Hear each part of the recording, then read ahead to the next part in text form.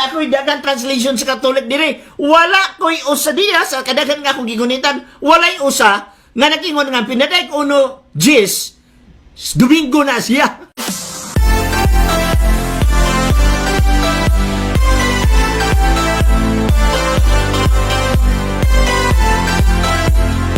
Team Lakbay Katoliko.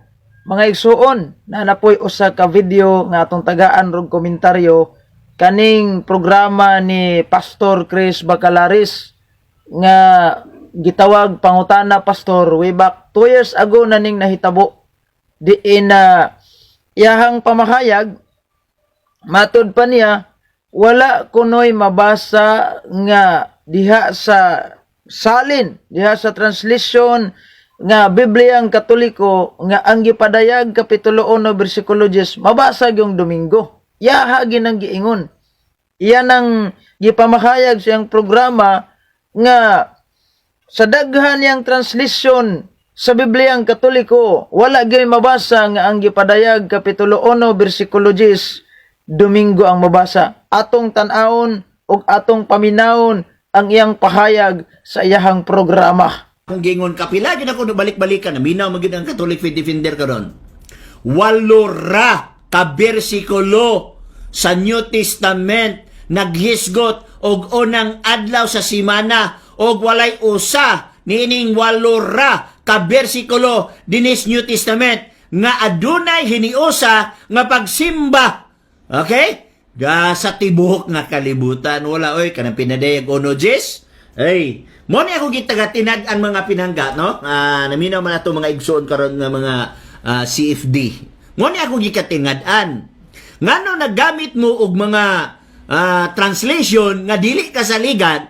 Ngano di mo mumudagan 5 minutes na bilin? Ngano di mo mumudagan sa inyong mga translation? Na ako'y daghang translation sa Katolik diri. Wala ko'y usa diya sa kadaghan nga akong gigunitan. Walay usa nga nakingon nga pinaday ko uno Jis. Domingo na siya. Inyong nadungog ang pahayag yun mismo ni Pastor or Mr. Bacalaris, no? Nga iyag yung gidinay o iyag yung gipamulong nga wag yo'y mabasa diha sa daghan yang bersyong Katolikong Biblia. Walay mabasa, no? Sa tanan ko no nga bersyon nga Katolikong Biblia walay mabasa nga ang gipadayag kapitulo 1 bersikulo 10 Domingo. Apan ang pangutana, tinuod ba ning iyang pamakayag? Na ako'y daghang translation sa Katolik diri. Wala ko'y usa diya sa kadaghan nga akong gigunitan. Walay usa nga nakingon nga pinaday ko uno Jis.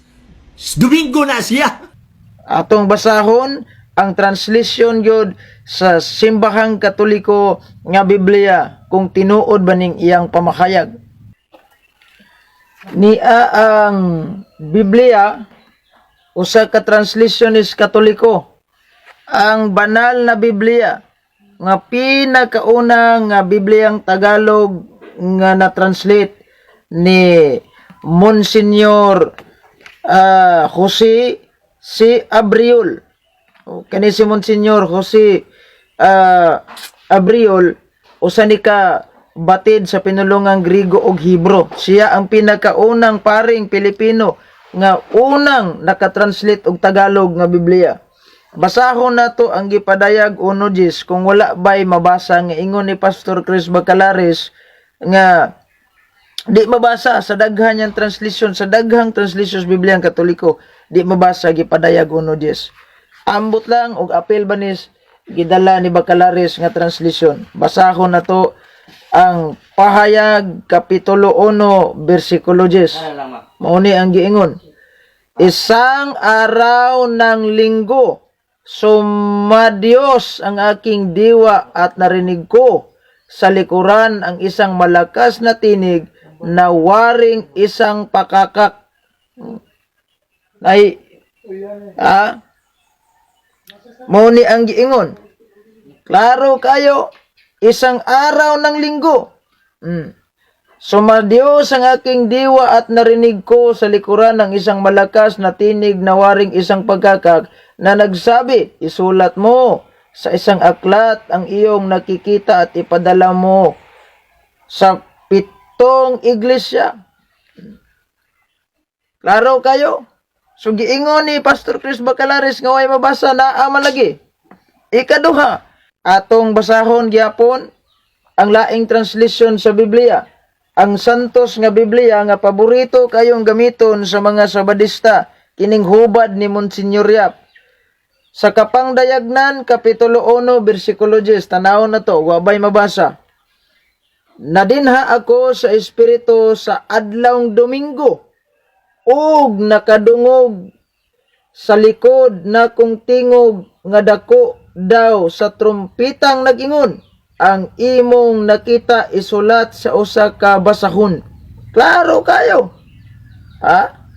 Nga mabasa gyapon Domingo. Duha ka translisyon. Basig wala si Bacalaris ani nakabasa. Ikatulo nga translisyon.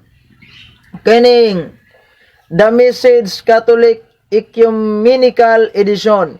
Basahon na to kung wa bagay mabasang letra por letras Biblia nga gipadayag Kapitulo 1 versikulo 10 Domingo. Yeah. It was Sunday and I was the Spirit praying. Klaro kayo. Sunday gyapoy mabasa. Asa man tong giingon ni Pastor Bacalaris nga walay mabasa. Oh, lain pa ikaupat nga translation atong basahon. Kining ni ang El Nuevo Testamento na Chabacano. Biblia ni nga pinulungan sa mga taga Sambuanga City, Chabacano, mga Sambonginyo. Basahon na to ang Revelasyon Kapitulo 1, versikulo 10. Aquel día domingo cuando ya cuida yo controlado del espíritu, atrás de mí ya puede, yo hoy on voz bien suena, igual como un trompita kuita grita. May mabasa lagi. Aquel día domingo. Nya ingon niya, walay mabasa. So klaro nga kini si Pastor Bacalaris na makakid siya sa iyahang pamahayag. Balikan na to iyang pahayag. Sure, na ako'y dagang translation sa Katolik diri. Wala ko'y usa diya sa kadagan nga akong gigunitan. Walay usa nga nakingon nga pinaday ko uno Jis. Domingo na siya.